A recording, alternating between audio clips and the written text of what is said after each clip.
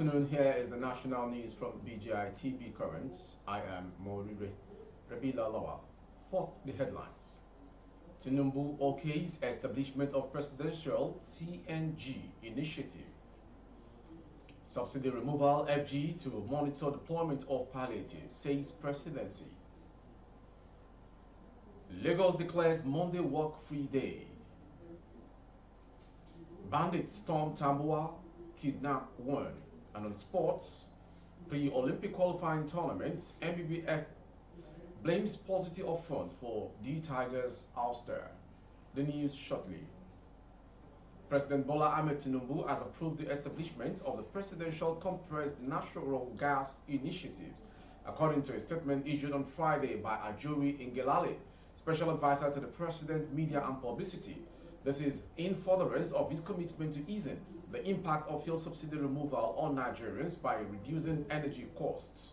The statement informed that the transformative initiative is poised to revolutionize the transportation landscape in the country, targeting over 11,500 new CNG-enabled vehicles and 55,000 CNG conversion kits for existing PMS-dependent vehicles, while simultaneously bolstering in-country manufacturing, local assembly, and expansive job creation in line with the presidential directive. The statement also explained that the initiative, which it said has a comprehensive adoption strategy, will include empowering workshops program and nationwide network of workshops, local assembly and job creation as key points of emphasis, with an initial focus on mass transit systems and student hubs in order to significantly reduce transit costs for the general populace in the immediate term. It added that, in line with the PCNGI's determination to ensure a seamless integration of CNG utility within the current midstream and downstream energy value chain to support its sustainability, it will facilitate the provision of workshops across all geopolitical zones and states with essential kits and comprehensive training for newly employed staff, thus creating new opportunities for technical skills development and employment for Nigerians. According to the statement, the new nationwide network of workshops to be established through the initiative would ensure widespread access and demand-side utilization of CNG technology and CNG-related expertise, thereby facilitating smoother transition for vehicles owners at the wider benefit of the Nigerian economy. Others are to incentivize investors to invest in CNG processing, distribution and utilization by providing incentives for enhanced investment and partnership, and to deliver training and technology transfer to support the after-sales service and maintenance sub-industry to create sustainable jobs. It said the launch of the initiative also underscores this administration's commitment to fostering a cleaner environment by reducing carbon emissions and promoting energy security through the utilization of domestic natural gas resources. The presidency says the federal government is on standby to monitor the distribution of palliatives meant to cushion the impact of subsidy removal to Nigerians at the state level. Special Advisor to the President on Media and Publicity, Ajuri Ngelale, made this known during an interview. It is fair to say that those need to be a check. There needs to be a means of monitoring, which is why federal government regulators are involved, which is why we have put in place of palliative distribution, he said. The federal government approved 5 billion naira for each and the Federal Capital Territory, FCT, to enable them to procure food items for distribution to the poor in their respective states. Governor Babagana Zulum of Borno State disclosed this at the Presidential Villa, Abuja, shortly after the National Economic Council meeting on Thursday. Hours after the development, Tinubu spokesperson admitted that there are possibilities of bad eggs manifesting in the disbursement process, adding that his principal is going to enforce a bottom-up approach. So, what we are doing now is this. Yes, the state government is being empowered to the extent that they are implementing some of the palliative that we are talking about with respect to the delivery of rice and maize to communities across the states and other supplements that are well known by now. But what we are also doing is that from the federal and state And we are ensuring that these funds are not just giveaways grants that don't have to be paid back. First of all, it is a loan facility. The Lagos State government has declared Monday, August 21, as a work-free day for all public servants in the state in commemoration of the 2023 Isheshe Day celebration, which will be held on Sunday, August 20th. This is contained in a circular dated August 18 and obtained on Saturday. This circular, which was signed by the Lagos State Head of Service, Mr. Akim Muri Okola, noted that the declaration of Monday as a work-free day for public servant by Governor Babajide Sanwo-Olu was with a view to promoting our indigenous culture and tradition while preserving our heritage.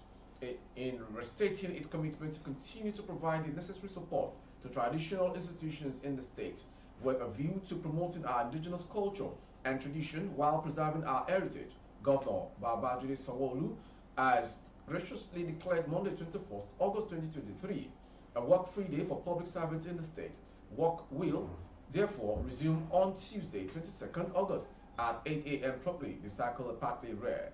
The information reported that the Lagos State Council of Obas and Chiefs in July had urged the Lagos State government to officially recognize and declare August 20th as Isheshe Day holiday in the state.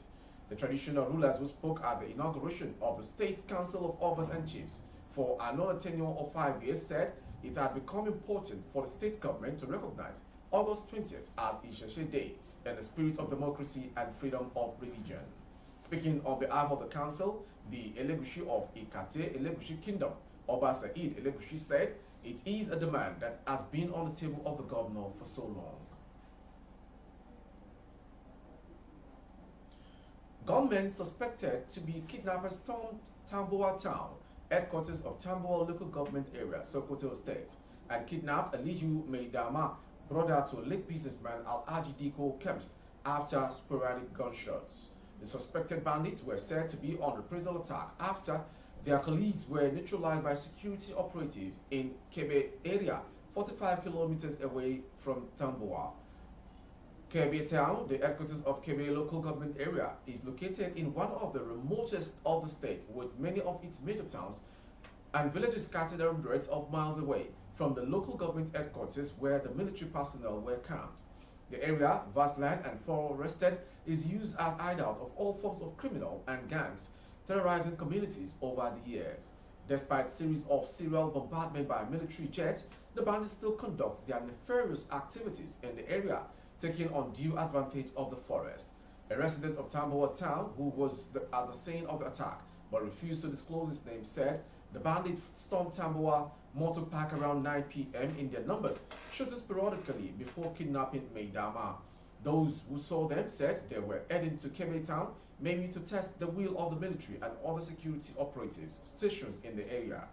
Effort to reach the State Police Command Public Relations Officer, Assistant Superintendent of Police, Ahmed Rufai, proved abortive as calls to his line were not received. Finally, on sports, on national news. The Nigeria Basketball Federation (NBBF) has blamed lack of funds for the poor showing of the Tigers at the ongoing FIBA pre-Olympic qualifying tournament holding at the Eco Hotels Convention, Lagos State. In a release from the NBBF media, the federation thanked Nigerians for the support but noted that finances played a huge role in the execution of programs meant to help the best players for this tournament. NBBF believes that with adequate preparations and the full complement of its best players, the national teams will continue to do the country proud and perform better. It remains a fact that paucity of inability of funds has always militated against the even better desired result of for basketball and sport generally, displacement rate in parts. Our commitment is further strengthened to ensure we learn all we can from these in order to do better in the future. With that sports story, we've come to the end of today's national news. Before we go, some headlines. Tinubu okays establishment of presidential CNG initiatives. FG to monitor deployment of palliative, says presidency. Isheshe Day, Lagos declares Monday work-free day. And on sport, pre-Olympic qualifier, NBBF blames paucity of funds for D Tigers ouster. For more updates of our broadcast on YouTube, our handle is BGI TV Current. Kindly subscribe and click on the notification bell. Select option all to access all of our broadcasts. On Facebook, Bagede Imo with Alawi Adebayo. Please like and follow the page. Thank you for watching. I am Morire Rabila Lawa. Good afternoon. Audio Jungle.